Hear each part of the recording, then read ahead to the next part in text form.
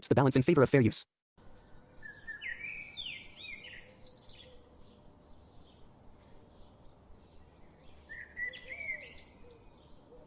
सविता मुंबई में अपने माता पिता के साथ रहती थी। उसके पिता मोहन बहुत गरीब थे। मोहन चौराहे पर वड़ा पाव बेचते थे।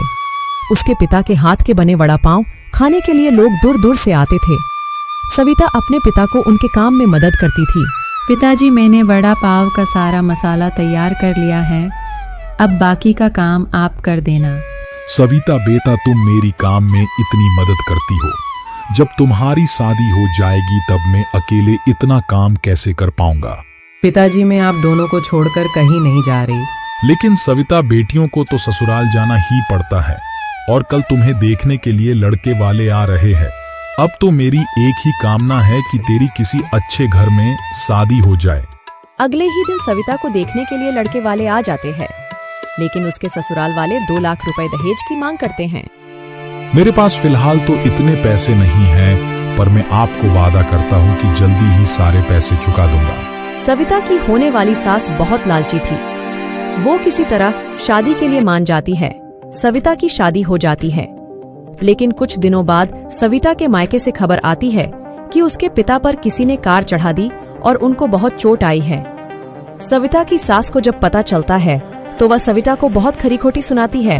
अब तेरा बाप तो दहेज का पैसा देने से रहा, तू भी अपने मायके चली जा और जब तक दहेज के पैसे नहीं लाएंगी इस घर में कदम भी मत रखना, समझी। सविता रोते हुए अपने मायके आ जाती है। वह अपने पिता के पास बैठकर फूट फूट कर रोती है। बेटी, तुम क्यों रो रही हो? मैं कुछ दिनों में ठीक हो जाऊंगा, फिर सब कुछ वापस ठीक हो जाएगा। क्या ठीक हो जाएगा? क्यों झूठ बोलते हो? डॉक्टर साहब ने तुम्हें 1 साल तक आराम करने के लिए कहा है। अब 1 साल तक घर का खर्चा कैसे चलेगा? माँ, तुम क्यों चिंता करती हो? मैं पिताजी की बेटी नहीं, बेटा हूँ बेटा। अब पिताजी के वड़ा पाव का ठेला में चलाऊंगी। सविता स्वादिष्ट वड़ा पाव बनाती है और अगले दिन सविता ठेला लेकर वड़ा पाव बेचने निकल जाती है। अरे वाह बेटा, तुम तो अपने पिता से भी अच्छा वड़ा पाव बनाती हो। जीती रहो बेटा, जीती रहो और इसी तरह हमें वड़ा पाव खिलाती रहो। धन्यवाद चाचा, आपको अच्छा लगा ना? पहले मैं हफ्ते में 1 बार यहाँ आता था, अब तो लगता है कि रोज आऊं और तेरे हाथों के वड़ा पाव खाऊं। आपकी यही बातें मुझे और अच्छा वड़ा पाव बनाने के लिए हिम्मत देती है। अब सविता के ठेले पर ग्राहकों की लंबी कतार लगने लगी थी। सविता घर का खर्चा भी खुद चलाने लगी, पर कुछ लोग ऐसे भी थे जो सविता की इस तरक्की से खुश नहीं थे। पास के ठेले वालों के पास लोग नहीं जाते थे, इसलिए वो सविता का काम बंद करवाना चाहते थे।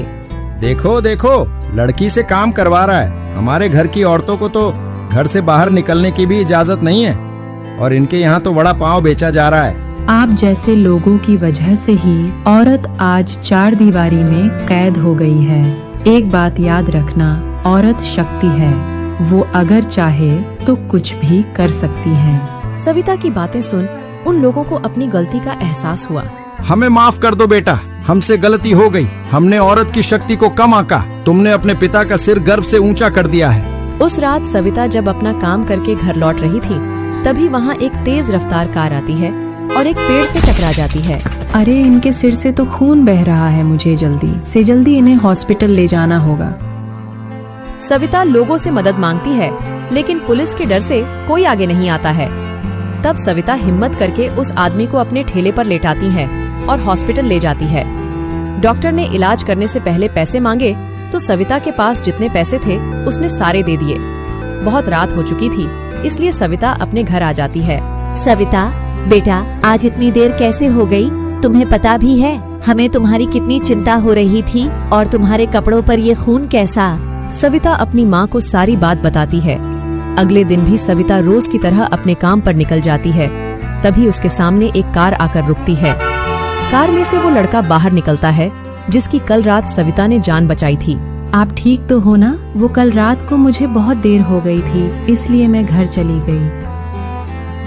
आपने कल रात मेरी जान बचाई। आपने मुझे नया जीवन दान दिया है। क्या आप मुझसे शादी करोगी? पर आप मुझ गरीब लड़की से क्यों शादी करना चाहते हो? आपने मुझे बचाने के लिए अपने सारे पैसे दे दिए। आपसे ज्यादा ख्याल मेरा कोई नहीं रख सकता। आप हाँ या ना कहिए। सविता रौनक को शादी के लिए हाँ कर देती है और दोनों शादी कर लेते हैं। कुछ दिनों बाद सविता के पिता भी ठीक हो जाते हैं। मैं अपने पिता को एक दुकान खोलकर देना चाहती हूँ ताकि उनको ठेले पर काम न करना पड़े। रौनक सविता की ये इच्छा पूरी कर देता है।